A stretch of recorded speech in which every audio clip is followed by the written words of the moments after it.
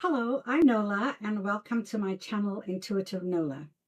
Today I am going to be speaking on how fleeting life is, and it is Saturday the 23rd of August and I am here in the Netherlands. I've been living here for about 13 months now. So there were several things that happened this week that took me down this rabbit hole, so to speak, and I know that I am here to deliver this message for someone or a few of you that may really need to hear this right now, and that includes me, okay? I have some notes here that I will be referring to. If you see me fiddling around, that's what that's about. So if you're new, welcome, and I hope you'll stay a while. To my regular viewers, thank you so very much. I appreciate all of you more than I can tell you. And to my new subscribers, there are several of you. Thank you so very much. So without further ado, I'm going to tell you that I wish there were people in my life that explained when I was younger how fleeting life was. And if they did, I more than likely wasn't paying attention and probably thought they were just old. Haha. And yeah, I am. So I hope that you will pay attention today. So it all started with a piece of furniture that was found in an old barn. It is actually an old Dutch bakery cabinet where the bakers kept the bread and the rolls and the sweetbreads and so on. And there was something about this piece that I fell in love with immediately, and it was about the energy, because energy clings to things. I believe that we are all energy, and so it led me down a path of how fleeting time is, because I could almost see little children, little Dutch children, standing on tiptoe to see what was in and picking out the cakes or the pastries that they wanted. And I also imagined the workshop where these craftsmen, because it is a strikingly beautiful piece, brought back a lot of nostalgia, let's just say. And I also work with the elderly, and I see how they cling to pieces of furniture and goods and so on. So that's how I've come to speak about this today. And life is so fleeting. Here I am 60 something and I cannot believe, gosh, where the time went and how my son has grown with the family of his own, and all of the kids that I knew in my family and friends of children of friends that I have. Everyone is all grown up. My nephews and nieces are all grown, but that's a story for another time. But this is what I want to say. When we're in it, we are just doing the best we can with what we know and what we have. But in hindsight, it is so easy to say, I should have done more. I should have been better. And I know for myself, there's so many things that I could have done more of, and I could have done better. So instead, we beat ourselves up. But here's the truth. We can't live in hindsight. We can only live by grace, because that's all we have, right? Grace. Grace for ourselves and grace for others. And that brings me to forgiveness.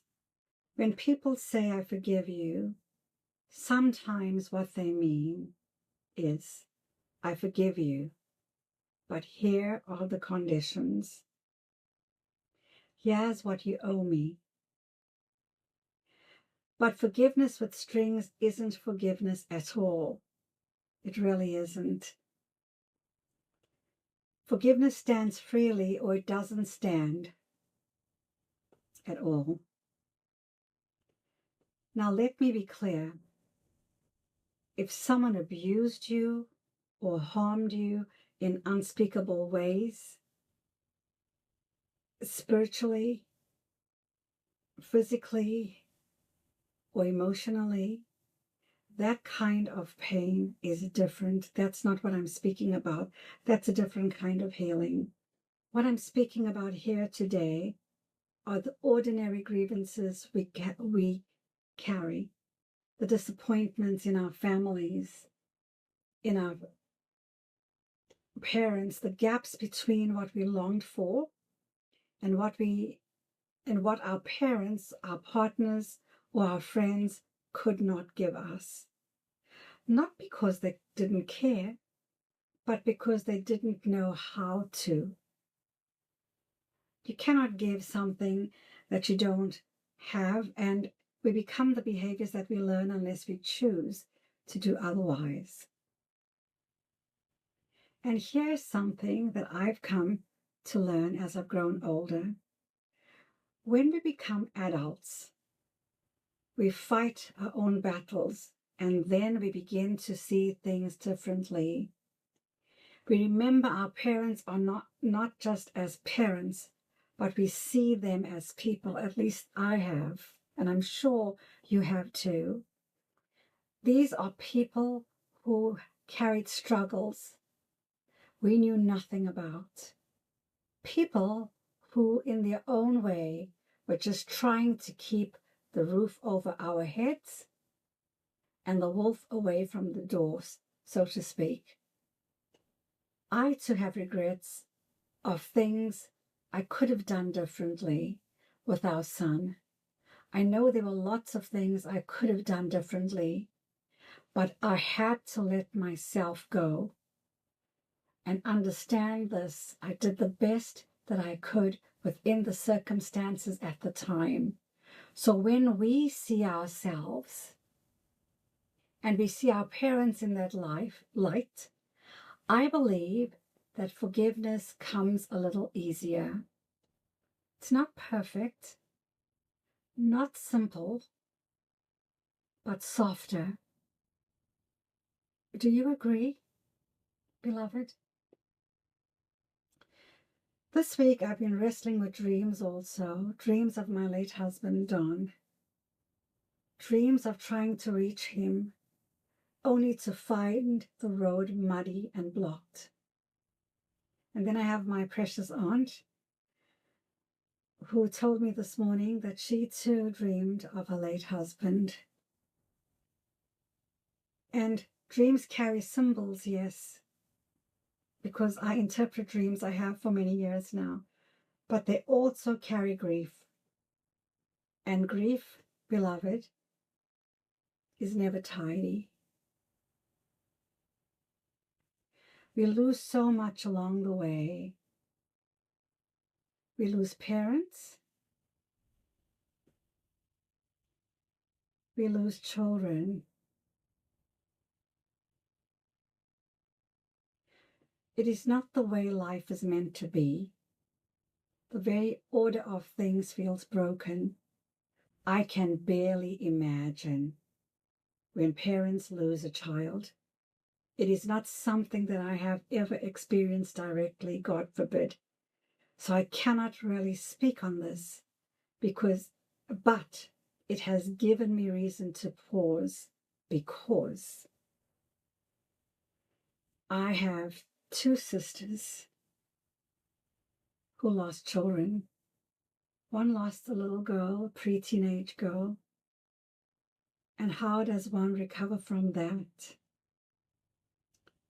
One of my other sisters, a son in his 30s with a young family of his own.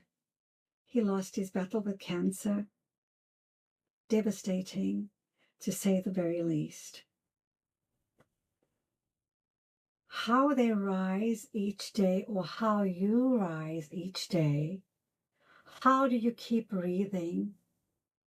I cannot even begin to fathom.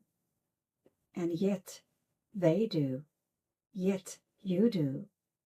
And I admire them and you with all of my heart. With all of my heart.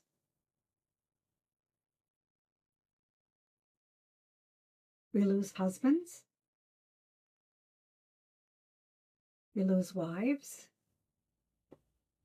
We lose lovers. We lose dear friends. We lose pets. And if you've ever lost a pet, you know that grief is real. And then we lose little treasures, a piece of jewelry tied to a memory, a photograph that can never be replaced, because loss comes in so many forms. And here is another truth. Sometimes, no matter how hard people have worked to change their lives, to lose their past behaviors, to make better choices, there will always be that someone or those that try to drag them back to their past, reminding them of who they were and never giving them credit for who they've become. Why do people do that? Why? I'll never understand what is it about and where that kind of thinking comes from. But I say this, beloved, we must not let other people's refusal to see our growth define us. What I say to this is, don't believe that past defeats, past disappointments, or your mistakes of the past